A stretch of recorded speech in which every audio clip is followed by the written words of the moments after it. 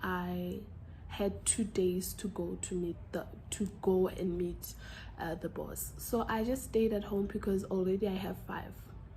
Remember, one sanitary pad costs 25,000.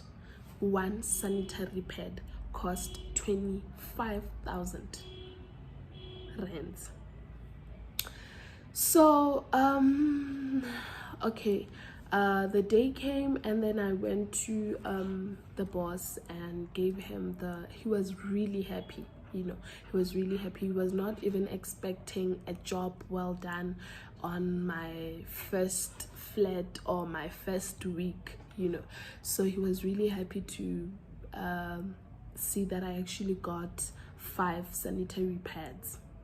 So he told me that we are going to sacrifice these things, and I was so shocked. Why are you going to sacrifice them? Like, I was really shocked. Why do you want these people? And then they started explaining that this is blood. We are taking the power from this person, and we are also taking their womb through these things, and these people will never have kids, and also they will continue on bleeding. Just a lot of things. Like, I was just so shocked and confused that, oh, so those people do these things, So I started feeling guilty that I gave him these things, and somebody's kid will never have a kid. So, but already the job was done. So he had this room in his house where he does all the rituals and everything. So he called me into the room, and I actually washed. He asked me to wash my hand in this calabash. It had blood. I didn't know what this blood were for, but I was just instructed to do that, So I was really scared, but because I wanted money, like, I was just there like, okay, what next, So no problem. I washed my hands, and he took this big calabash and took boiling water and actually put the sanitary pads and the hot water. So the water took out the blood and everything, and like, it soaked the sanitary pads, and he took them out. Now they were white, and all the blood was remaining in that calabash. So and then he took the calabash and he started to do incantation, and so I was really shocked. And then he had like bottles that were contained of contained of mutis. So I didn't know, but also he knows which one is which. So he just took a bottle and actually poured into the calabash and mixed and started speaking over them.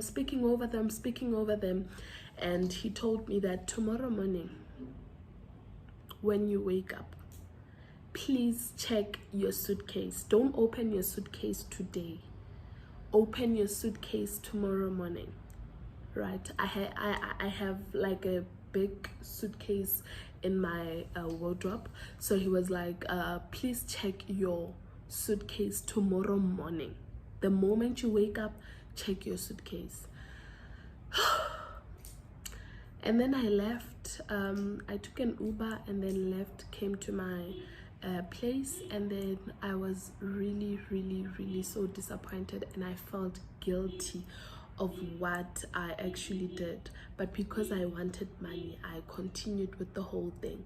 So the following morning, obviously, I checked my suitcase and I found a lot of money. It was a lot of money. It was 50-something thousand in that suitcase, because I was actually excited. So the money, like, it was a lot of money, and then decided to count it. It was 50-something thousand. So I was really excited, but then also felt guilty that I did this to someone's child, all those things. Like, I was just too sad and all those things.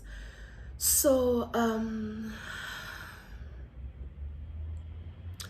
honestly, I decided to come up. I did these things a lot of times feeling guilty and not sleeping, but also at the end I was like, you know what, I'm tired of doing these things.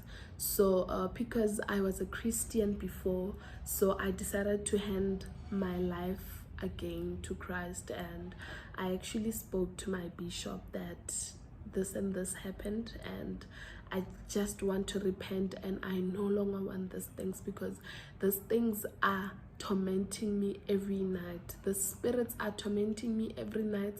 This whole trauma of me doing these things to someone's child was just not good. So I decided that I should just come and, you know, repent, give my life to Christ, and search for a job that is a job and not this whole